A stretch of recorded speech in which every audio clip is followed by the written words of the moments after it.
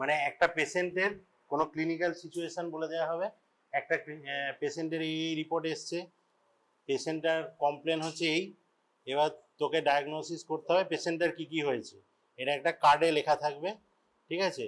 এবার এক্সামিনার তোদেরকে counter question করবে। মনে কর তুই একটা বললি যে আমি ভাবছি অবস্ট্রাকটিভ জন্ডিস বা আমি ভাবছি গাউট, এক্সামিনার তখন জিজ্ঞেস করবে কেন তুমি গাউট বলছো, ঠিক আছে, বা এই পেশেন্টের আর কি কি করতে হবে, আর কি কি স্টেপস নিতে হবে। এটা হচ্ছে ক্লিনিক্যাল কেস। তো মনে কর স্ট্রোক কথাটা শুনেছিস তো, স্ট্রোক বলতে তোরা কি বুঝিস, যেটুকুই বুঝিস বল। হ্যাঁ, স্ট্রোক বা মানে কি হয় অ্যাকচুয়ালি, কি হয় মানে, হ্যাঁ ব্রেনেও স্ট্রোক হয়, কেউ হার্ট স্ট্রোকও বলে। হার্ট স্ট্রোক কথাটাও শুনেছিস নিশ্চয়ই, হার্টে কি হয়, বা হার্ট ফেলিওরও শুনেছিস নিশ্চয়ই। হার্ট ফেলিওর মানে কি,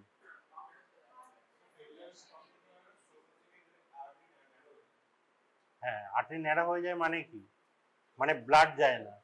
দেখ, স্ট্রোক যদি বলা হয় তাহলে দুটো হতে পারে, একটা হচ্ছে ব্রেন স্ট্রোক হতে পারে, একটা হচ্ছে কার্ডিয়াক স্ট্রোক হতে পারে, ঠিক আছে। স্ট্রোক বেসিক্যালি ব্রেন হোক কার্ডিয়াক হোক, কার্ডিয়াক মানে হার্টে হচ্ছে কার্ডিয়াক মাসেল আছে, ব্রেনে হচ্ছে ব্রেনের সেল আছে, এখানে হচ্ছে কার্ডিয়াক সেল আছে। এবার সেল কি করে বেঁচে থাকবে, সেলের জন্য তো নিউট্রিশন লাগবে, নিউট্রিশনটা কিসের মাধ্যমে যায়, ব্লাডের মাধ্যমে। এবার কার্ডিয়াক সেলে যদি আমার হচ্ছে কোনোভাবে মনে কর ব্লাড ভেসেলগুলো মানে ব্লাড ফ্লো ঠিকঠাক হচ্ছে না কার্ডিয়াক সেলে, তাহলে কার্ডিয়াক সেলের নিউট্রিশন পাচ্ছে না, তাহলে কি হবে, কার্ডিয়াক সেলগুলো ডেথ হয়ে যাবে। সেরকম ব্রেনের ক্ষেত্রেও হবে, ঠিক আছে। স্ট্রোক বা অ্যাকচুয়ালি হার্টের ক্ষেত্রে কি বলা হয়, এমআই বলা হয় সংক্ষেপে, এটা হচ্ছে myocardial infraction, myocardial infraction, myocardial infraction, এটাকেই আমরা স্ট্রোক বলি। ইনফ্রাকশন মানে কি, ইনফ্রাকশন মানে হচ্ছে এইটা মনে কর হার্ট, ঠিক আছে, এই হার্টে ব্লাড ভেসেল আছে, তো এই যে ব্লাড ভেসেলটা আসছে কোনো কারণে ধর ব্লাডটা এখানে আসছে না, তাহলে কার্ডিয়াক সেলগুলো নিউট্রিশন পাচ্ছে না, তাহলে কার্ডিয়াক সেলগুলো ডেথ হয়ে যাবে, সেইটা হচ্ছে মায়োকার্ডিয়াল ইনফ্রাকশন, ঠিক আছে। এবার ব্রেনের ক্ষেত্রে যখন স্ট্রোক হয় তখন আমরা অনেক সময় বলি সিভিএ, সিভিএ মানে হচ্ছে সেরিব্রোভাস্কুলার অ্যাক্সিডেন্ট।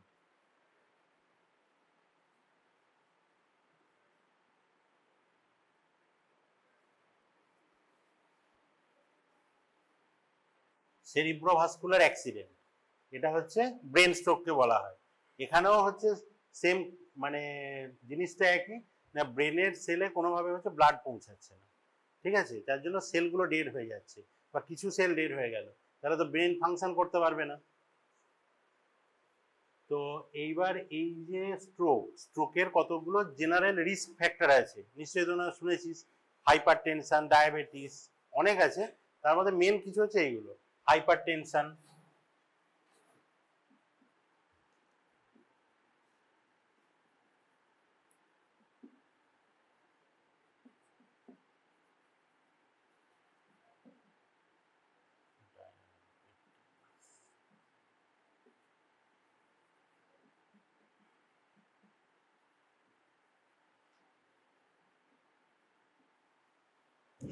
ঠিক আছে।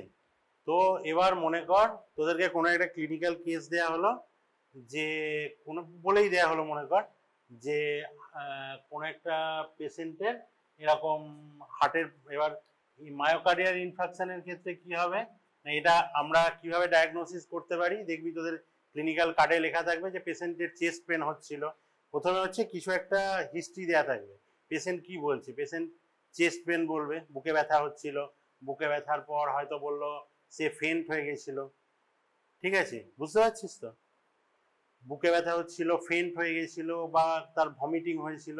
এরপরে আসবে একটা ইসিজি চেঞ্জেস, ঠিক আছে, ইসিজি,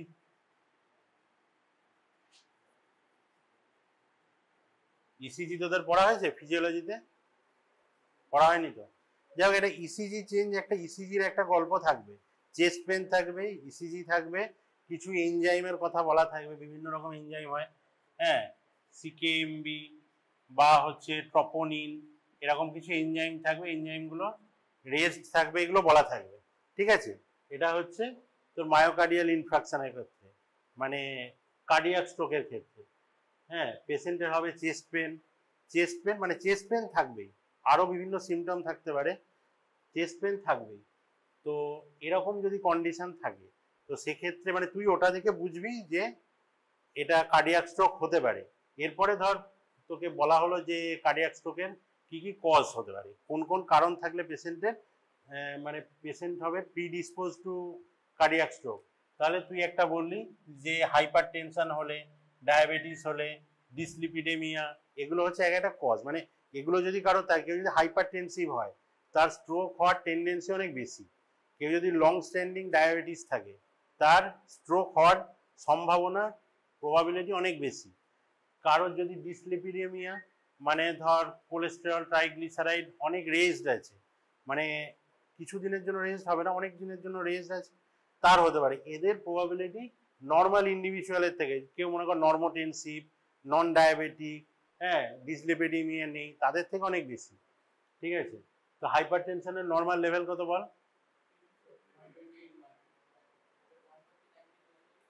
হ্যাঁ, মোটামুটি হাইপার টেনশন মানে 140/90 বেশি থাকে আর কি। স্ট্রোক হতে গেলে অ্যাটলিস্ট তাকে 140/90 বেশি থাকতে হয়। ঠিক আছে, ডায়াবেটিস জানিস, ডায়াবেটিসের লেভেল কত? হ্যাঁ হ্যাঁ, ফাস্টিং 126-এর ওপর, আর র্যান্ডম বা পোস্ট প্যারেন্ডিয়াল 200-র ওপর। এটা হচ্ছে নর্মাল অ্যাবনর্মাল, মানে যেটা অ্যাবনর্মাল রেঞ্জ সেটা অনেক দিন ধরে থাকে। ডিসলিপিডেমিয়া বল, যে ট্রাইগ্লিসারাইডের নর্মাল লেভেল কত, কোলেস্টেরলের নর্মাল লেভেল কত?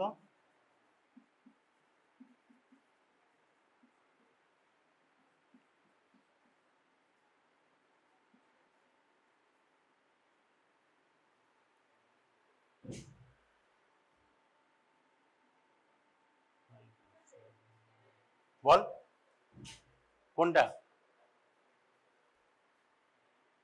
হ্যাঁ, কোলেস্টেরল 200, ট্রাইগ্লিসারাইড মোটামুটি 150, এইচডিএল মোর দেন 140, ঠিক আছে, এলডিএল 160।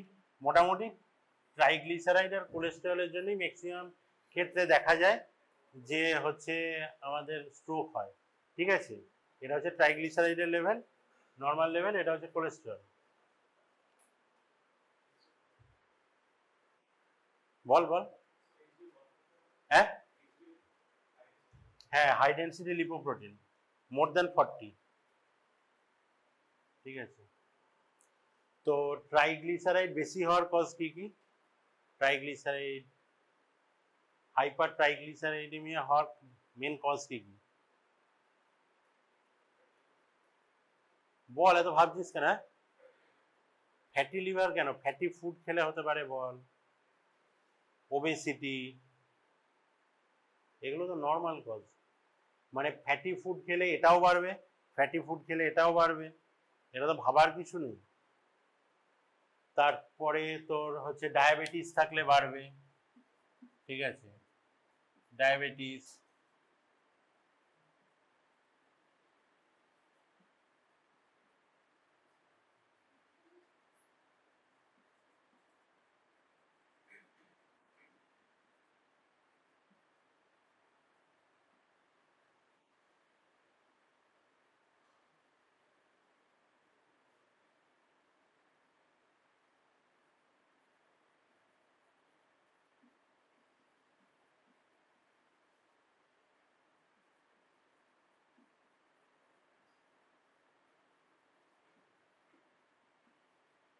ঠিক আছে, মোটামুটি কমনই কজ, কিছু এক্সট্রা কজ আছে সেগুলো না বলতে পারলেও হবে।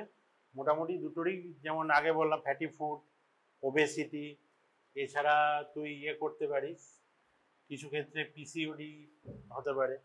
ঠিক আছে, এগুলো হচ্ছে হাইপার ট্রাইগ্লিসারাইডেমিয়া, হাইপার কোলেস্টেরলেমিয়া, এগুলোর কজ।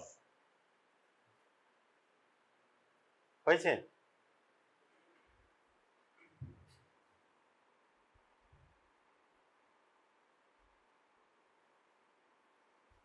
আচ্ছা, হয়ে গেছে লেখা সবারই? এখানে একটা প্রবলেম কার্ড আছে, দেখ সবাই দেখ। সবাই 1 মিনিট করে দেখ, তারপর ওদিকে পাস করে দিবি। সবার দেখা হলে আমাকে বলবি। কোনটা বলছিস? এলডিএল? হ্যাঁ হ্যাঁ, এটা তোর ইয়েটা হবে লেস দেন 160, ঠিক আছে? একটা রেঞ্জে থাকে তো, মানে এইচডিএল তুই নর্মাল কোনো মানুষের দেখলে দেখতে পাবি 60, 62, 65 এরকম থাকে। এইচডিএল বলছি, এইচডিএলটা যত উপরে থাকবে তত ভালো, এলডিএলটা নিচে থাকবে তত ভালো। হ্যাঁ, অ্যাথেরোস্ক্লেরোসিস, বাহ ঠিক বলেছিস। অ্যাথেরোস্ক্লেরোসিস বলার কারণটা কি? তো প্রথম কোশ্চেন যেটা আছে, হোয়াট ইজ ইউর ইন্টারপ্রিটেশন, মানে পেশেন্টটা এই নিয়ে এসছে left sided paralysis. Left sided paralysis মানে কি, কি স্ট্রোক হয়েছে বল, ভেবে বল। হ্যাঁ, হার্ট স্ট্রোক না, এটাকে বলে প্রথম, ওটা যেটা লিখে দিলাম সেরিব্রোভাস্কুলার অ্যাক্সিডেন্ট, ঠিক আছে? আর লেফট সাইডের প্যারালিসিস মানে এখানেও আর একটা থাকে হেমিপ্যারেসিস,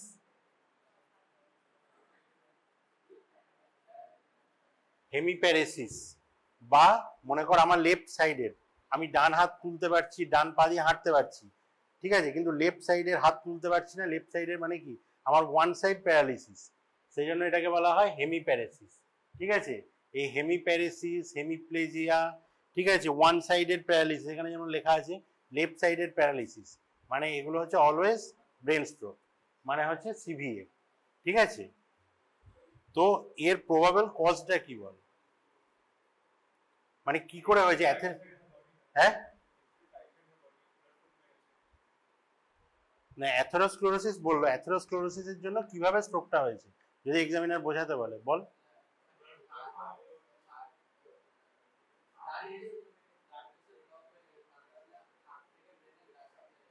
হুম হুম, ঠিক আছে, ঠিকই। অ্যাথেরোস্ক্লেরোসিস পড়ানো হয়ে গেছে তো ফিজিওলজিতে?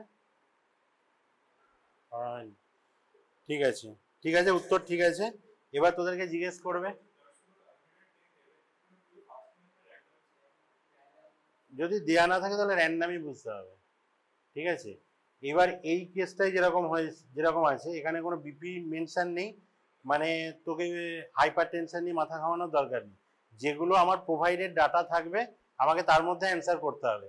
মানে 100 জন পেশেন্টের যদি স্ট্রোক হয়, ঠিক আছে, তার মধ্যে 90-র ওপর হচ্ছে হাইপার টেনশন ডায়াবেটিসের জন্য হয়, হয়তো 5-7 জনের জন্য, 5-7 জনের হয়তো আইসোলেটেড এরকম ডিসলিপিডেমিয়ার জন্য হতে পারে, কিন্তু এখানে যেহেতু ওটা দেওয়া আছে আমরা ওটাই বলবো, বুঝতে পেরেছিস?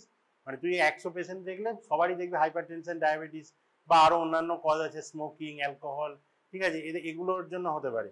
কিন্তু এখানে যেহেতু আমাদেরকে শুধুমাত্র এই লিপিড প্রোফাইলটা দেয়া আছে, তাই আমরা এটা নিয়েই বলবো যে অ্যাথেরোস্ক্লেরোসিস, অ্যাথেরোস্ক্লেরোসিসের জন্য ব্লাড ফ্লোতে প্রবলেম হয়েছে, তার জন্য স্ট্রোক হয়েছে। এরপরে তোকে জিজ্ঞেস করতে পারে যে what will be your next step, এরপরে তুমি কি করবে? হুম, বল। হ্যাঁ, না হসপিটালেই তো আছে, পেশেন্টটা তো তোর কাছে এসছে, দিয়ে তুই দেখেছিস যে ওর বাঁ দিকটা প্যারালিসিস, বাঁ দিকে চলতে পারছে না, তারপরে তুই ওর ব্লাড রিপোর্ট করে এইটা পেয়েছিস, এরপরে কি করবি? হসপিটালেই তো পেশেন্টটা আছে, ওয়ান সাইডেড প্যারালিসিস নিয়ে প্রেজেন্ট করেছে, যে ব্লাড রিপোর্টে তুই মনে কর সুগার নর্মাল পাচ্ছিস, বিপি চেক করেছিস, বিপিও মনে কর নর্মাল, ওই জন্য বিপি লেখেনি, ঠিক আছে, একটা অ্যাবনর্মাল পেয়েছে, একটা লিখেছে, এরপরে কি করবি বল? ঠান্ডা মাথায় ভাব, খুব সহজ, মাথাটা ঠান্ডা করে ভাব, সবই জানিস। হ্যাঁ, ঠান্ডা মানে কিছু করতে হবে না তোকে, তুই মনে কর কোনো ইনভেস্টিগেশনই করবি। হ্যাঁ, আর কেউ কিছু বলবি? হ্যাঁ, শোন, সব মানে পেশেন্টটা এসছে তো, এবার আমি মানে বলে দিলাম যে লেফট সাইডের হেমিপ্যারেসিস মানে ব্রেন স্ট্রোক, তুই অ্যাটলিস্ট সিটি স্ক্যানটা তো করবি, যে মাথার প্রবলেম সিটি স্ক্যান, ঠিক আছে? তোকে সব সময় এবার সিটি স্ক্যান না হলে তুই বুঝতে পারবি না যে স্ট্রোক ম্যানেজমেন্ট হয়নি, তোরা বুঝতে পারবি অ্যাটলিস্ট মানে তোকে এখনই ব্লকটাকে রিভাইভ করতে হবে না, তুই নেক্সট স্টেপ কি করবি বা নেক্সট কোনো পরীক্ষা করবি বা আদার কোনো ইনভেস্টিগেশন করবি, বা তুই এটাও বলতে পারিস যে স্যার যেহেতু প্যারালিসিসের ক্ষেত্রে হাইপার টেনশন ডায়াবেটিস হচ্ছে মেন কজ হয়, তো আমি যেহেতু সুগারটা ঠিক আছে আমি হাইপার টেনশনের জন্য বিপিটা মেজার করব বা আদার কোনো পরীক্ষা করব, এটাও একটা মেজারমেন্ট আর কি।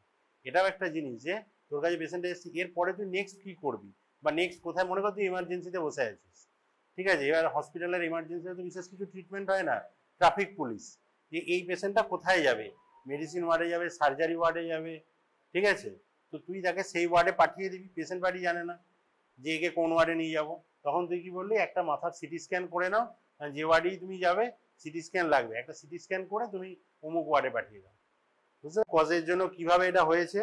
এবার তোকে জিজ্ঞেস করবে যে হাইপার ট্রাইগ্লিসারাইডেমিয়ার কজ কি কি, হাইপার কোলেস্টেরোলেমিয়ার কজ কি কি, দ্বিতীয় হচ্ছে তুমি নেক্সট কি করবে, ব্যাস মোটামুটি এইগুলো বললেই হবে। আর এই যে পরীক্ষাটা হয়েছে এই পরীক্ষাটাকে কি বলে, এই যে পরীক্ষায় তোর কোলেস্টেরল ট্রাইগ্লিসারাইড এইচডিএল এলডিএল এগুলো মেজার করা হয়েছে এটাকে কি বলে, লিপিড প্রোফাইল। এটা যদি জিজ্ঞেস করে যেন বলতে পারিস, নর্মাল লেভেলগুলো বলতে হবে। আবার এর সঙ্গে অনেক সময় থাকে এই যে জিনিসটা এই হেমিপ্যারাসিস বা মায়োকার্ডিয়াল ইনফ্রাকশন, এটা অনেক সময় মনে করে এখানে তো এইগুলো দেওয়া ছিল ট্রাইগ্লিসারাইড কোলেস্ট্রল, এর সঙ্গে মনে কর তোর হচ্ছে দেওয়া রইল যে ফাস্টিং ব্লাড গ্লুকোজ হচ্ছে মোর দেন 250, তখন কি কোশ্চেন হতে পারে, হ্যাঁ না ডায়াবেটিস, শুধু ডায়াবেটিস কেন, এইটাও তো হবে, এটাও রেজড আছে এটাও রেজড আছে, তখন দুটো কজ একসাথে হবে। মনে কর এইটাতেই যেটা 110 আছে ব্লাড সুগার লেভেল, ওটা 250 আছে কি 300 আছে, তার মানে কি ব্লাড সুগার মানে পেশেন্টটা ডায়াবেটিক, মানে ডায়াবেটিসও এর জন্য কন্ট্রিবিউট করছে স্ট্রোকটার জন্য, তাই তো, হ্যাঁ হাই কোলেস্টেরলও আছে ডায়াবেটিসও আছে, মানে ডিসলিপিডেমিয়াও আছে ডায়াবেটিসও আছে, তাহলে দুটোই কন্ট্রিবিউট করছে স্ট্রোকে। এখানে যেহেতু একটাই ফ্যাক্টর আছে বলে আমি একটা বলছি, কিন্তু যদি এখানে এটা থাকে বা মনে কর বিপিটা মেনশন করা দেওয়া আছে 160/90, তখন আমাকে বিপিটাও বলতে হবে। তোরা যখন দেখবি প্রত্যেকটা প্যারামিটার প্রথমে যখন এক্সামিনারের সামনে বসবি এটা নিবি, প্রত্যেকটা জায়গায় আঙুল দিয়ে দিয়ে প্রথমে দেখবি যে প্যারামিটার নর্মাল আছে না অ্যাবনর্মাল আছে, বুঝতে পেরেছিস, প্রত্যেকটা ব্লাড সুগার নিচে আঙুল দিয়ে দেখবি 110 নর্মাল না অ্যাবনর্মাল, যদি অ্যাবনর্মাল হয় তাহলে এটা আমি কাউন্ট করলাম, যেগুলো যেগুলো অ্যাবনর্মাল আছে কাউন্ট করবি, ঠিক আছে, তারপরে তুই ভাববি যে কোনো একটা রোগ আমি ভাবছি যেমন স্ট্রোক, স্ট্রোকের ক্ষেত্রে কি হাইপার টেনশন কন্ট্রিবিউট করে, যদি করে এবং পেশেন্টটা হাইপার টেনসিভ তাহলে আমাকে সেটা কাউন্ট করতে হবে, যদি ডায়াবেটিক হয় এবং ডায়াবেটিস আমি মনে করছি স্ট্রোক, ডায়াবেটিস স্ট্রোকের ক্ষেত্রে কন্ট্রিবিউট করে তাহলে আমাকে ডায়াবেটিসটাও ধরতে হবে, কারণ এক্সামিনার তখন শুধু এটার জন্য আমি শুধু ডিসলিপিডেমিয়া নিয়ে তোকে জিজ্ঞেস করলাম, আমি তোকে ডায়াবেটিস নিয়েও জিজ্ঞেস করতে পারি, তাই তো, এবার ডায়াবেটিস থেকে আমি জিজ্ঞেস করতে পারি যে তোমার এখানে কোয়ান্টিটেটিভ অ্যানালিসিস কি দিয়ে করো ডায়াবেটিস মানে ব্লাড সুগারের ক্ষেত্রে, সেগুলোও জিজ্ঞেস করতে পারি, ঠিক আছে। প্রথম হচ্ছে কোশ্চেনটা যখন পড়বি পেশেন্ট কি কি নিয়ে প্রেজেন্ট করছে, হ্যাঁ পেশেন্ট প্রেজেন্ট করছে তার জন্য কি কি রোগ হতে পারে, ঠিক আছে, কোনো ইনভেস্টিগেশন আছে ইসিজি চেঞ্জেস আছে, এইখানেই মনে কর যদি কোনো ইসিজি চেঞ্জেস থাকে তার মানে তুই বুঝবি যে মায়োকার্ডিয়াল ইনফ্রাকশন হার্ট স্ট্রোক, যখন ইসিজি চেঞ্জেস থাকবে তখন মনে কর যে তার ব্রেন স্ট্রোক হওয়ার সম্ভাবনা কম। এইভাবে তোকে এক্সক্লুড করতে হবে জিনিসগুলো, একটা প্রবলেম থেকে তোকে এক্সক্লুড করতে হবে যে এটা এটা হতে পারে এটা এটা হতে পারে না, বুঝতে পেরেছিস, ঠিক আছে, চল পরে আরেকটা প্রবলেমে আসছি।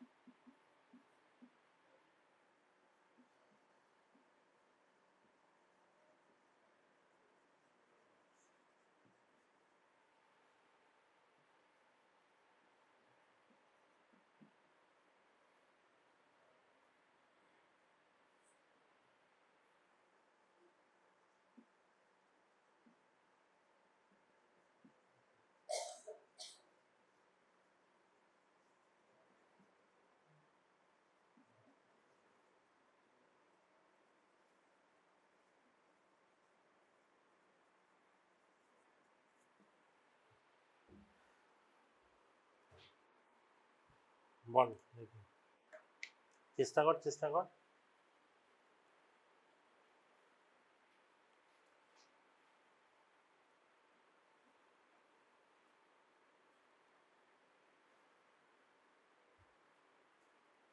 বল, তুই চেষ্টা করবি, কি হতে পারে এটা?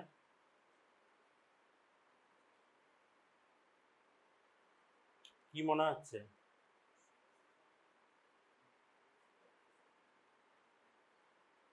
বল রে, ভুল না করলে তো ঠিকঠাক। জন্ডিস, জন্ডিস তো না, মানে কি জন্ডিস, মানে অনেক রকম জন্ডিস আছে। কি বুঝছিস বল, না বুঝছিস বল তুই। হ্যাঁ, কেন বলছিস অবস্ট্রাকটিভ? হ্যাঁ, আর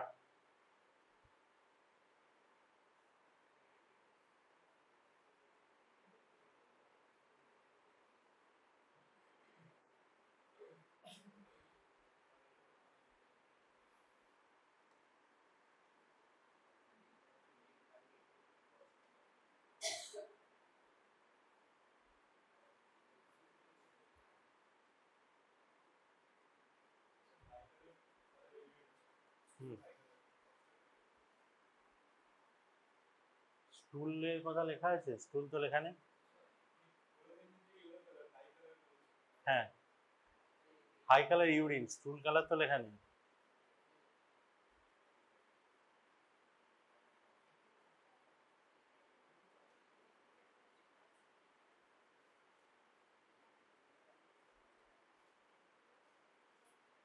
বল বল, অবস্ট্রাকটিভ বলার ফেভারে কজগুলো বল।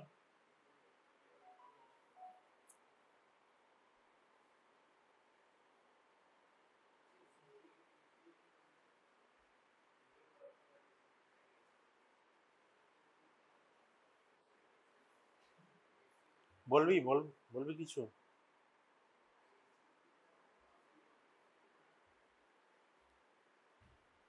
সিরাম এনজাইম গুলো দেখে কিছু বল। হ্যাঁ,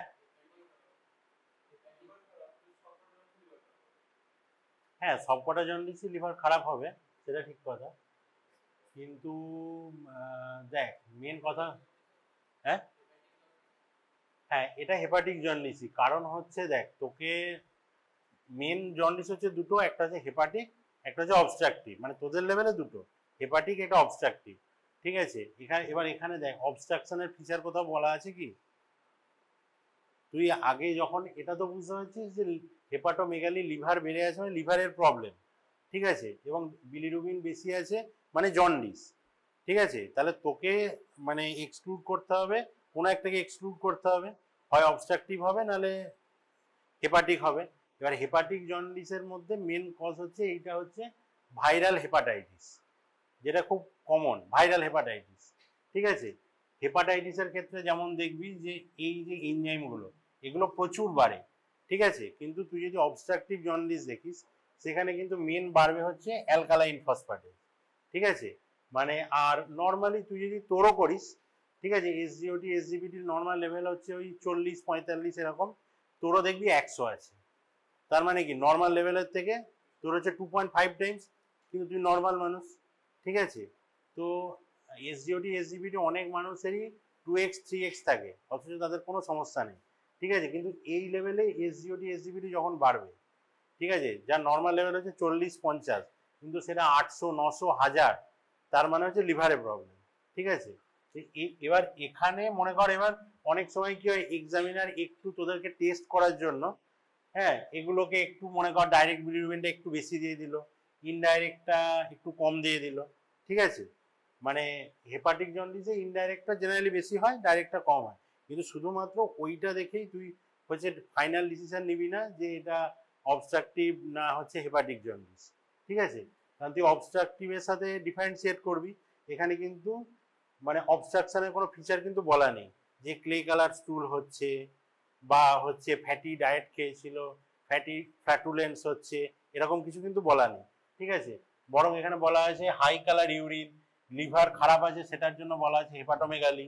ঠিক আছে, তারপর হচ্ছে হাই ফিভার, হেপাটাইটিসে হাই ফিভার হবে, চিল হবে, খাওয়ার ইচ্ছা নেই, অ্যাপেটাইট কমে যাচ্ছে। ঠিক আছে, তো মেন হচ্ছে বাকি তুই যদি দেখিস মেন হচ্ছে এইগুলো, এনজাইম অনেক বেশি রেজড আছে এবং অ্যালকালাইন ফসফেটেস জাস্ট রেজ আছে, ঠিক আছে। মানে হেপাটিক জন্ডিস যখন হবে তখন এসডিওটি এসডিপিটি বেশি রেজ থাকবে, অবস্ট্রাকটিভ জন্ডিসের ক্ষেত্রে অ্যালকালাইন ফসফেটেস রেজ থাকবে। কিন্তু হেপাটিক জন্ডিসের ক্ষেত্রে যেরকম আমি বললাম অবস্ট্রাকটিভ জন্ডিসেও কিন্তু এগুলো তোরা 100-150 পেয়ে যাবি, নর্মাল মানুষেরা 100-150 পাবি। বাট ওটা দেখি কোনটা বেশি বাড়ছে, এইটা মনে কর 20x, কারো যদি 40-50 নর্মাল লেভেল হয় সেখানে 1000 মানে 20x বেড়েছে, মানে ডেফিনেটলি এখানে প্রবলেম আছে। তাহলে এবার বল এটা যদি ভাইরাল হেপাটাইটিস হয় বা তুই বললি যে হেপাটিক জন্ডিস, ঠিক আছে, ওকে নর্মাল। এবার how you reach to your diagnosis, তুই ডায়াগনোসিসে পৌঁছালি কি করে বল, একটা একটা করে কজগুলো বল, কেন তুই বলছিস, কি বলবি বল।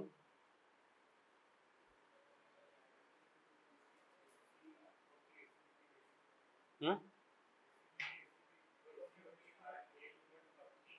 হ্যাঁ এলপিটা নয়, এলপি, হ্যাঁ এসডিওটি এসডিবিটিটা।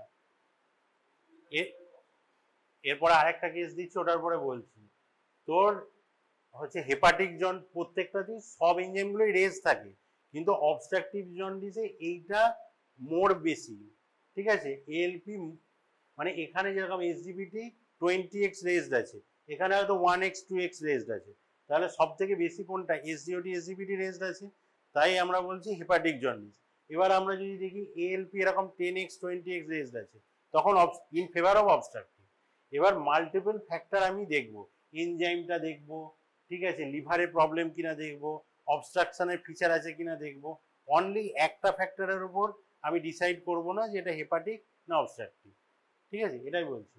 বল আর আর কি কি কজ আছে বল। হ্যাঁ, হ্যাঁ হেপাটোমেগালি, তোরা যেটা বলতে পারিস যে sir there is hyperbilirubinemia so it is jaundice, সব থেকে যেটা ভালো হয় যে আমি দেখতে পাচ্ছি বিলিরুবিন বেশি আছে সো ইট ইজ জন্ডিস, এ ব্যাপারে কারো কোনো দ্বিমত নেই জন্ডিস এটা। এবার আমাকে জেনারেলি আমার কারিকুলামের মধ্যে আছে হেপাটিক জন্ডিস বা অবস্ট্রাকটিভ জন্ডিস, sir in question there I found no feature of obstruction, no feature of obstruction I have found, তাহলে অবস্ট্রাকশন পেলাম না, তাহলে ম্যাক্সিমামটাই চলে এলো হেপাটিকের ক্ষেত্রে। এবার হেপাটিকের ক্ষেত্রে হেপাটোমেগালি, লিভারের সাইজ বাড়ছে, লিভারে হেপাটাইটিস মানে হচ্ছে তোরা জানবি আইটিস মানে হচ্ছে ইনফ্লামেশন বা ইনফেকশন, এটা পরের বছর পড়বি।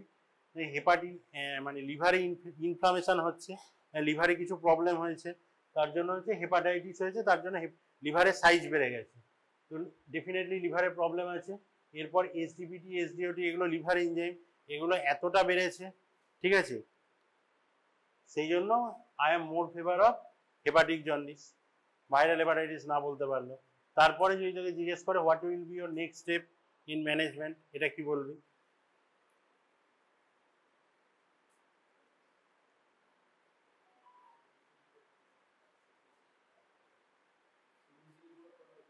হ্যাঁ, হ্যাঁ সিবিসি রিপোর্ট করবি, তুই একটা ইউএসজি করতে পারিস। হ্যাঁ, হ্যাঁ লিভার ফাংশন টেস্টেরই তো এইটা রিপোর্ট, এসডিওটি এসডিপিটি ডাইরেক্ট এগুলো তো এলএফটির রিপোর্ট। তুই একটা ইয়ে করতে পারিস, ভাইরাল হেপাটাইটিস নাকি অন্য কোনো লিভারের কোনো প্রবলেম আছে সেগুলোর জন্য তুই একটা ইউএসজি করতে পারিস, মানে মেনলি তোদের লেভেলে ইনভেস্টিগেশনই বলবি, এরপরে আমি এই ইনভেস্টিগেশন করবো, বা আমি অবস্ট্রাকটিভ জন্ডিস রুল আউট করার জন্য আরেকটা কোনো টেস্ট করবো, যাতে আরও বোঝা যাবে যে এটা শিওরলি অবস্ট্রাকটিভ জন্ডিস, বুঝতে পেরেছিস। ঠিক আছে, এই কার্ডটা দেখ, 1 মিনিট করে দেখ, দিয়ে পাস করে দে।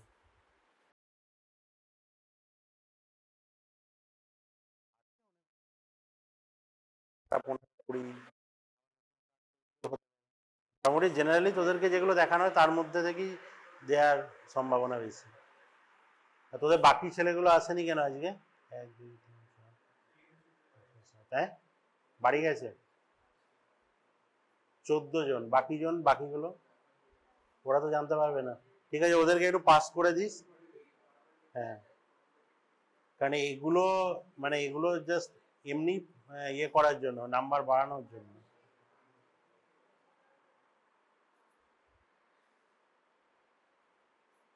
সবার দেখা হয়ে গেছে।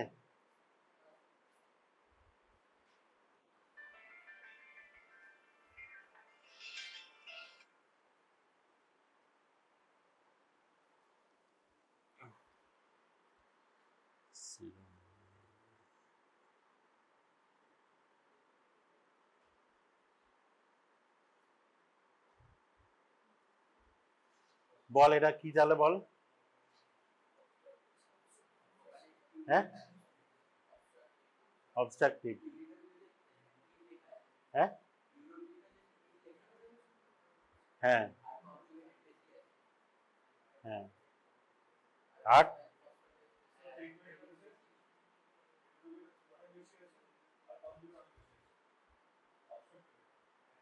কি বললি? কনজুগেটেড বেশি আছে, আর কি কি বললি বল আরেকবার।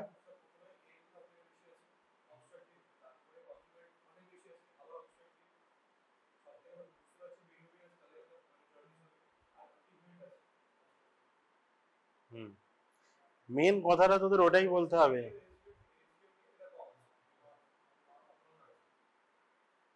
মেন অবস্ট্রাকশনের পক্ষে মেন কজটা কিন্তু তোরা লাস্টে বলছিস। মেনটা বলতে হবে ইউরোবিলিনো যে নীল আছে, এটা মেন। ঠিক আছে, আমি তো বললাম মানে কনজুগেটেড বেশি কম, এটা খুব বেশি ফিচার নয়। মেন হচ্ছে অ্যালকালাইন ফসফেটেজ বেশি আছে, তারপরে হচ্ছে ইউরোবিলিনো যে নীল আছে। ঠিক আছে, এইখানে দেখ ইউরিন ফিচার আছে, ইউরিন মানে ইউরিন ফিচারে বাইল সল্ট প্রেজেন্ট আছে, বাইল পিগমেন্ট প্রেজেন্ট আছে। এইগুলো মেন হচ্ছে, মানে এইগুলো সবার আগে বলবি, যেগুলো মেন কজ, যেগুলো দেখে বোঝাই যাচ্ছে। আমি কিন্তু হেপাটাইটিস বা ভাইরাল ফিভারে বা ভাইরাল হেপাটাইটিসে কিন্তু বা হেপাটিক জন্ডিসে কিন্তু এগুলো পাবো না। ঠিক আছে, কাজেই হেপাটিক জন্ডিসের ক্ষেত্রে ম্যাক্সিমাম ফিচার আমি পাবো হচ্ছে লিভারে, লিভার এনজাইম বাড়বে।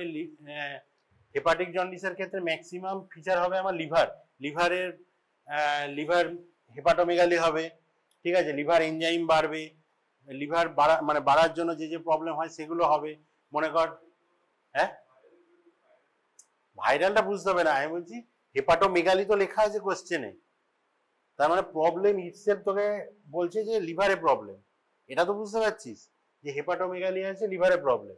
আর মানে অবস্ট্রাকটিভের ক্ষেত্রে কি লিভারে প্রবলেম হবে? তাহলে দুটো দুটো জায়গায় না, মানে তাহলে তার মানে তুই বুঝতে পারছিস হেপাটিক জন্ডিস মানে more in favour of hepatic জন্ডিস, তাই তো। কিন্তু অবস্ট্রাকশনের ক্ষেত্রে দেখ ইউরিন ফিচার আছে, এর সাথে থাকতে পারে তোর প্লুরাইটাস থাকতে পারে, পেশেন্ট কমপ্লেন করতে পারে আমার গা চুলকাচ্ছে, প্লুরাইটাস কমপ্লেন করবে, প্লুরাইটাস। প্লুরাইটাস হচ্ছে ইন ফেভার অফ অবস্ট্রাকটিভ জন্ডিস। ঠিক আছে, এই যে বাইল সল্ট বাইল পিগমেন্ট গুলো থাকছে তার জন্য প্লুরাইটাস হচ্ছে। ঠিক আছে, ইউরিন ফিচার, ইউরোবিলিনো যে নীল, এগুলো হচ্ছে মেন ফিচার। ঠিক আছে,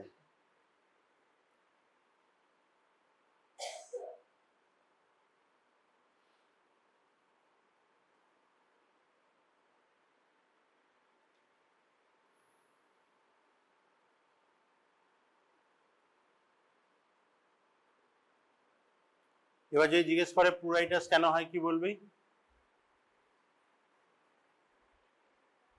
হ্যাঁ,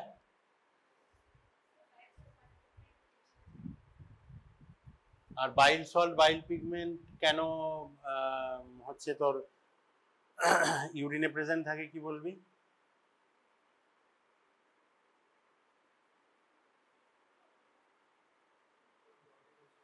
হুম,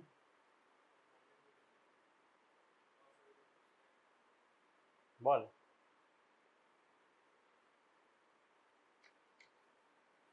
অবস্ট্রাকটিভ জন্ডিসের কি কি কারণের জন্য অবস্ট্রাকটিভ জন্ডিস হতে পারে?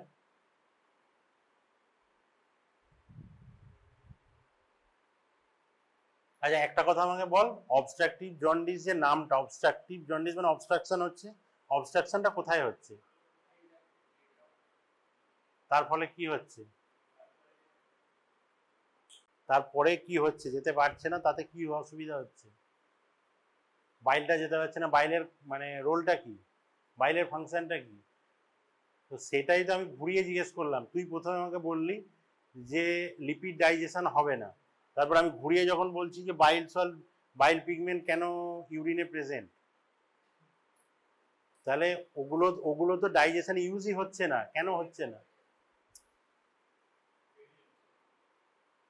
আমি তো বাইলটা যেহেতু যাচ্ছে না, অবস্ট্রাকশন হচ্ছে, তার জন্য তো ওগুলো ইউরিনে চলে আসছে। তাহলে আমার তো লিপিড ডাইজেশন হচ্ছে না, তার জন্য ওখানে চলে আসছে। সেটা বল, ঘুরিয়ে প্রশ্ন করলে যেন বলতে পারিস।